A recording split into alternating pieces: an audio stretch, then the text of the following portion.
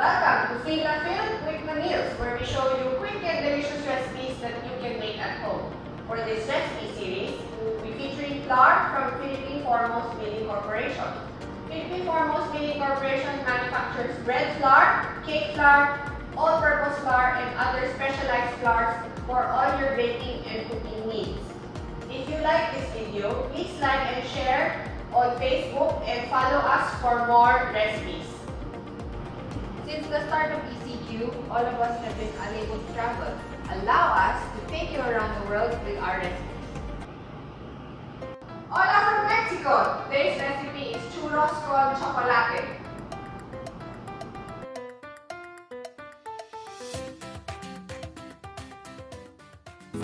To make Churros Con Chocolate, we will be using Montana Spring hard wheat flour. Let's start by making the dough for our churros. So churros dough is just like cream puff dough, except we will be frying this. So add your water and iodized salt. Next, we will add in butter. So no need to add sugar for this recipe. And then you can fill it with either, if you want to make it savory, you can fill it with cheese. Or for today, we are going to make this into cinnamon churros. So let's bring this to a boil. So when our water mixture has come to a boil, we will dump in all our Montana Spring hard wheat flour in one go. And then mix.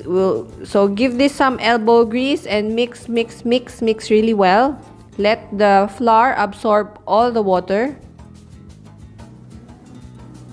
And then you will need to see this turn into a ball of dough. So once the mixture is off the heat, now we need to beat this until it's cooled down enough that we can add the egg. So you can do this by hand, or if you have a mixer at home, much better. So we'll mix this up. And then we're going to add 1 egg. So this churros recipe is actually the same recipe that you can make cream puffs. But if you want to make cream puffs, you need to add a total of 4 to 5 eggs and not just 1. So after mixing the egg, our mixture will look like this. And we can now transfer this to a piping bag to fry. So now our temperature has reached about 170 degrees Celsius. We'll drop in our churros mixture. So pipe and then use scissors to cut to the length that you require.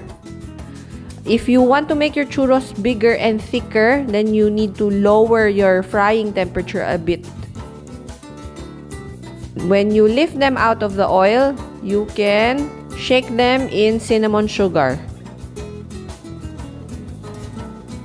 So we'll coat them really well.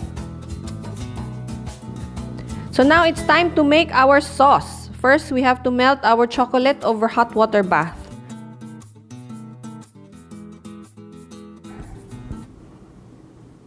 Now that our chocolate has been melted, we will combine this with our cream that we have warmed up.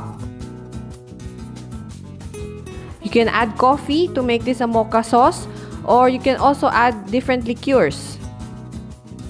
Serve your churros with our chocolate sauce or ice cream. Please do try our recipes. I hope you enjoy making them and sharing them with your loved ones. For more information about our products, please check out our website. You can also message us on Facebook or email us for any more questions. See you again soon!